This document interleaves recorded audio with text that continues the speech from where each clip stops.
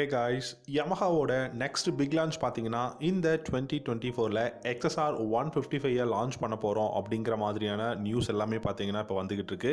So maybe இந்த 2024ல் first unexpected லான்ச்சாக இந்த XSR 155 இருக்கிறதுக்கும் நிறையவே பாசிபிலிட்டிஸ் இருக்குது.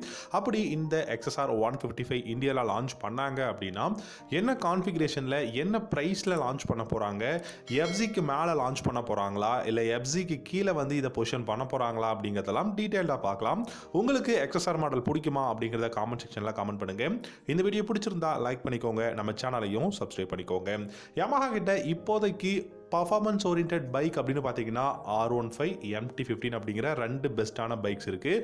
ஆனால் ஒரு நல்ல அஃபோர்டபுள் ப்ரைஸில் பர்ஃபார்மன்ஸ் ஓரியன்ட் இருக்கா அப்படின்னு கேட்டிங்கன்னா டிசைன் வைஸும் சரி, அதே சமயம் பர்ஃபார்மன்ஸ் வைஸும் சரி இப்போதைக்கு கிடையாது.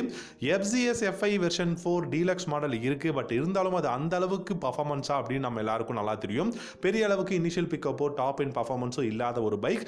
அதனால் MT15ஓட அந்த ஒரு டிசைன் இல்லாட்டி பார்த்தீங்க அப்படின்னா அந்த பைக்கோட ஒரு பர்ஃபார்மன்ஸ், அந்த பைக்கோட ஒரு கம்ஃபர்டபுள், இந்த மாதிரி எல்லாமே இன்னொரு பைக்குக்கு இருக்குது அப்படின்னா அது கண்டிப்பாக XSRக்கு தான் இருக்குது அப்படின்னு நான் சொல்லுவேன்.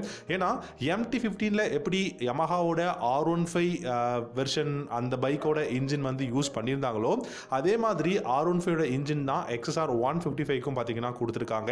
குளோபல் மார்க்கெட்டில் எவ்ரி இயர் பார்த்தீங்க அப்படின்னா ஏதாவது ஒரு ஸ்பெஷல் எடிஷன், லிமிடெட் எடிஷன் அந்த மாதிரி சொல்லிட்டு நிறைய ஒரு எடிஷன்ஸ் பார்த்தீங்கன்னா பல கண்ட்ரீஸில் வந்து லான்ச் பண்ணிட்டாங்க யமஹா. இப்போ கூட பார்த்தீங்கன்னா இப்போ நீங்கள் பார்க்குற பைக் எல்லாமே தாய்லாந்து, இந்தோனேஷியா இந்த மாதிரியான கண்ட்ரீஸில் வந்து, அதுவும் சவுத் ஈஸ்ட் ஏஷியன் கண்ட்ரீஸில் எல்லாமே லான்ச் பண்ண பைக்கை தான் நீங்கள் பார்த்துக்கிட்டு இருக்கீங்க.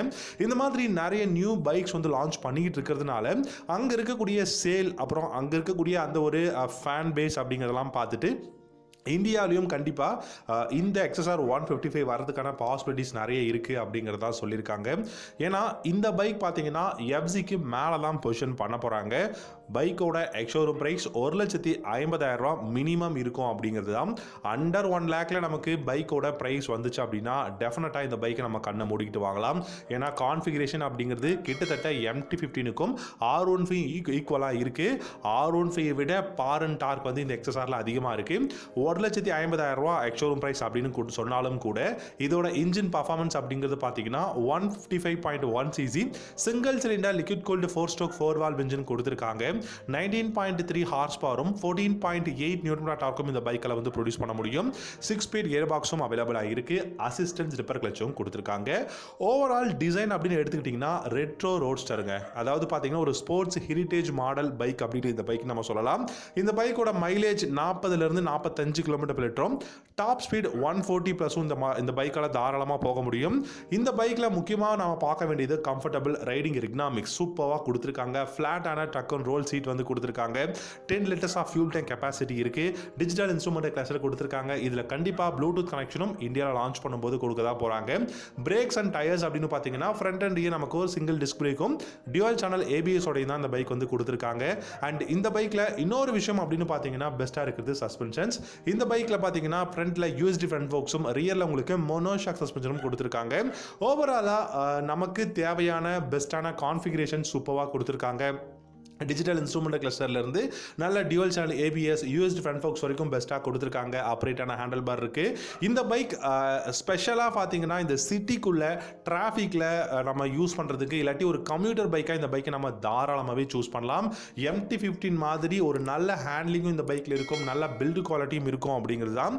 இந்த பைக்கில் முக்கியமாக பார்க்க வேண்டியது லைட்டிங் செஷனுங்க. லைட்டிங் அப்படின்னு பார்த்தீங்கன்னா எல்லாமே LED தான் கொடுத்துருக்காங்க. ஆனால் இதில் முக்கியமாக பார்க்க வேண்டியது அந்த ஹெட்லாம்ப் வந்து நமக்கு சர்க்குலராக LED ஹெட்லாம்ப் கொடுத்துருக்கிறதுனால இதோட லுக் அப்படிங்கிறது வந்து சூப்பராக இருக்குங்க. சர்க்குலரான LED headlamp, LED tail lamp, indicators LED தான் கொடுக்க போகிறாங்க. ஏன்னா இந்தியாவில் எல்லா யமஹா பைக்ஸுக்கும் LED இண்டிகேட்டர்ஸ் வந்து மோஸ்ட்லி கொடுத்துட்டாங்க. அது பார்க்கும்போது நமக்கு இந்த பைக்லையும் LED இண்டிகேட்டர்ஸ் வந்து கொடுக்க தான் போகிறாங்க. இந்த பைக்கில் பார்த்தீங்கன்னா நிறைய வேரியண்ட்டும் இருக்குது, நிறைய எடிஷன்ஸும் பார்த்தீங்க அப்படின்னா கொடுத்துருக்காங்க. நிறைய எடிஷன்ஸ் இருந்தாலுமே இந்தியாவில் பார்த்தீங்க அப்படின்னா நமக்கு தாய்லாந்து இல்லாட்டி இந்தோனேஷியாவில் இருக்கக்கூடிய மாடல்ஸ் தான் இந்தியாலையும் வந்து லான்ச் பண்ண போகிறாங்க. ஏன் அப்படின்னா R3 MT-03 லான்ச் பண்ணாங்க. ப்ரைஸ் எல்லாமே எவ்வளோ இருக்குது அப்படிங்கிறது உங்கள் எல்லாருக்கும் நல்லா தெரியும். ஸோ அதன் காரணமாக இந்த பைக் கூடிய சீக்கிரம் லான்ச் பண்ண போகிறாங்க. ஸோ இந்த வீடியோ பிடிச்சிருந்தா லைக் பண்ணிக்கோங்க, நம்ம சேனல் பிடிச்சிருந்தா சப்ஸ்கிரைப் பண்ணிக்கோங்க. தேங்க்யூ ஸோ மச் ஃபார் வாட்சிங். அடுத்த வீடியோவில் பார்க்கலாம்.